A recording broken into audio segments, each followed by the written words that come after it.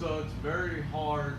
So wedge, you gotta hit down on it to produce spin and get the proper contact for consistent strike, so you have consistent distance control, right? So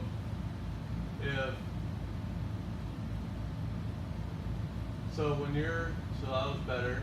So I never like to see the club get inside your hand. So if I take you back down to,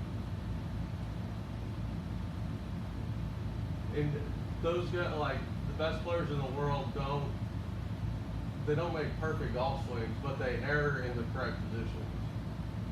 So right there, you want the hands to swing straight back, which they are, and when the shaft is parallel to the ground, see how your club head is there and your hands are there? Yeah. Right? So you don't have to be perfect, but if your hands are there, you just want to make sure the club head is anywhere out here, right? So then that's what creates, you then try to reroute it. I think that's what Pablo was saying. When you get here, let's see your club. So if I'm turning and I'm going there, how am I going to keep turning without lifting, right? And that's what you guys were working on, was that lift, correct?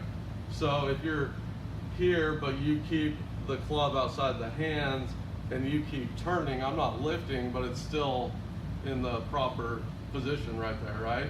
So that's why the takeaway, you got to be very specific and perfect, like attention to detail, everything. And you can be like Ricky Fowler, you're probably too young, but before Butch Harmon was here.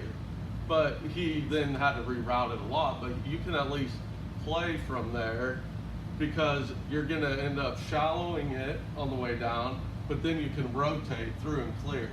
But most amateurs are gonna go here, then they're gonna lift, and they're trying to get unstuck, so then they come and chop down, and then you can't turn, and you can't stabilize the club face, you can't use your body as your power and consistency, keep the club face square to your turn. Does that make sense?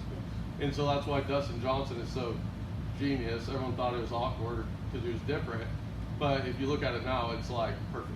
Like, it just looks different because he bows it when we all do this cupping and all that. But it's going to be, you're going to get more exposed with your wedges, I think, when you go here, and then you don't have enough time to reroute it, is what I'm thinking. So so then if we look at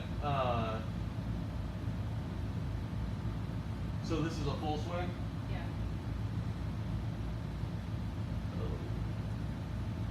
So like how I control distances, I want to know